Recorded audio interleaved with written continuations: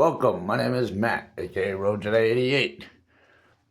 Here we are getting into Star Wars Galaxy of Heroes, Guild Territory War. When you see your guild starting a war, it usually cycles kind of in between territory battles. You definitely want to be joining.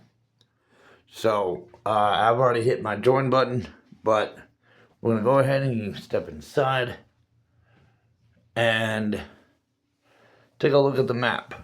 Now, if anyone is familiar with that of Grand Arenas,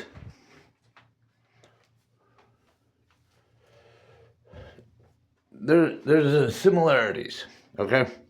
There are similarities to how Territory War and Grand Arenas look. Now, what's the difference? Grand Arena is just you versus another player.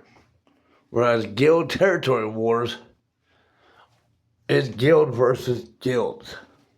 This is a chance to get to see kind of where we're at. A territory battle is a chance to kind of test our own strength as a guild, to see kind of how we're doing individually and as a team. But now we get to test that team. We get to put that team strength to a challenge against another team. So over here is defense. Over here is maybe better color. Nope. Offense. I tried. So we got defense and offense. Or our defense there, and for them, for the other team, that's going to be their defense, but we're going to go offense against them. Much like I've explained in my Grand Arena playlist in the setup phase, look at the table, almost like a chessboard, but flip it. Flip the concept. Instead of putting your queen, your rooks, and your bishops, and your knights in the back line, put them in the front line. Because you want to be defending this front phase the best you can. Ideally, 7-star rarity characters with 85 levels. Abilities all maxed up. Gear tier 13 with relic amplifiers and mods. And supposedly Datacrons is supposed to make a difference. I'm still trying to make sense of mine. Because that was a feature that was not there 5 years ago, and it seems to be a slower process to build up on, unless I'm missing something. But when we go into right now, this is like recruitment. We're going to the recruiting office. We are signing our lives away. We are saying, okay, I will be a part of this war. I'm going to be a part of this army, this battalion. Each little territory, we're squatting up platoons in each territories, and then up here we're setting up fleet squadrons up at the last two northern territories. So there's only two territories that are basically going to be for fleet squadrons, and of course you want as strong a fleet as you can, but they're kind of in the back of the line. So really, ideally, if we could really muscle up the front two, the first two waves, the 4 territories, platoon territories that are right there.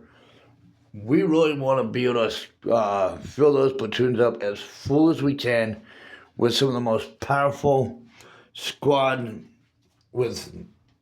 squatted up with some of the strongest character members into the squads.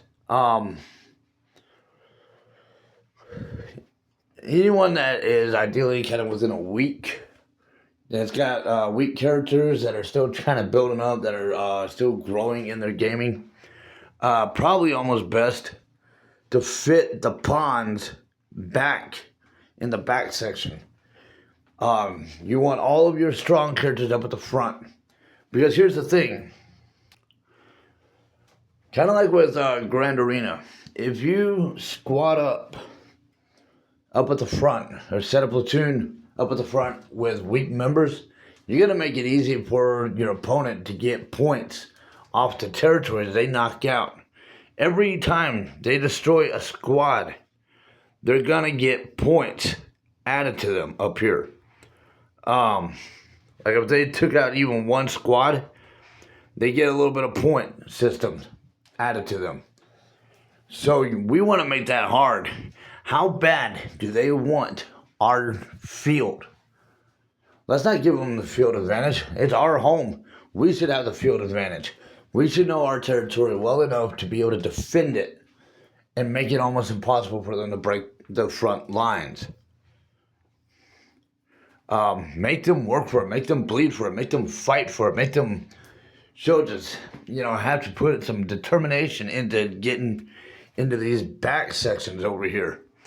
Now, ideally, in a perfect gaming world, you want every territory filled with 7 rarity, 85 level, gear 13, relic amplified, maxed abilities and maxed mods with datacrons in every single slot. But that's just not going to happen in every case. And in a guild like with mine, we have some members. We have member accounts that are kind of in growing phase, so you can't expect to see that happen.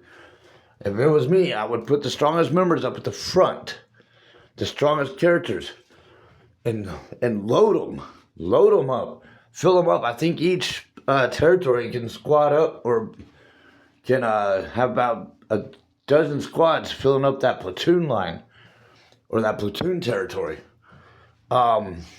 If I'm not mistaken, I think it's about almost a dozen you could throw in just one territory alone. I could be wrong on that number, but I'm thinking we should be able to fit about a dozen different squads in each of these platoon territories. If my counting has been correct in the past. So that should give us about 24 squads. If we have members who are just loaded with relic amplified characters that they could put in that front line, that's who we want. But again, one thing I would have pointed out in Grand Arena, if you are sitting with a certain amount of those strong characters, those powered up, maxed up characters, if you only have like a certain amount, then at the same time you also want to be careful about putting all of them in defense, because then who do you have fighting in offense? So you also got to bear in mind, who do you want? Who are you going to have go and attack when we go into attack phase later on? Because your opponent is likely to squad their platoons up, their front lines, with some pretty strong characters. Some of the toughest ones are the ones that are lined up with Geonosians, Night Sisters, Phoenix squads. And to be fair, those are some of the toughest squads to try to bust through. There might be I think there's certain Sith squads that are pretty good. But at the same time, you got to think of what characters or what kind of squad setups are good for offense. While in my mod playlist in my channel, I pointed out, there's the definitive difference of support characters, tank characters, healer characters, and attack characters. Well, when it comes to types of squads, there's kind of a difference amongst that too. And you almost have to play them out, kind of test them out a little bit to see what they're best fit for. Is that squad good for defense, or is that squad good for offense? Phoenix, Geonosians, Night Sisters, certain Sith squads, they're pretty good for offense. But then you got certain Sith squads, as well as Phoenix can really go both ways. You have clone squads, you have Inquisitor squads. There's a number of squads that are just perfect for offense when they are maxed up from being built up, character wise. If you get them maxed up on all their attributes, it makes a big difference as to what type of squad they're going to be formulating. Are they a defense squad or are they an offense squad? And that's something to kind of test around a little bit to identify what your squad is good for. Is it good for protecting this front line, or is it good for wiping out the front line of your opponent? So, and this is kind of where coming together as a guild and communicating with each other, saying, "Hey, well, I got these squads, I got these types of squads that I can line up over here. I have these types of squads I can use for offense, because we don't know what we're going to be up against. There are countermeasures to go up against a squad of Geonosians and Night Sisters, but knowing which ones those are makes all the difference. Because you can't just throw just any squad at them and think you're going to break the line, because they're defending their line. You have to think about that. What offense is going to break a hell of a defense?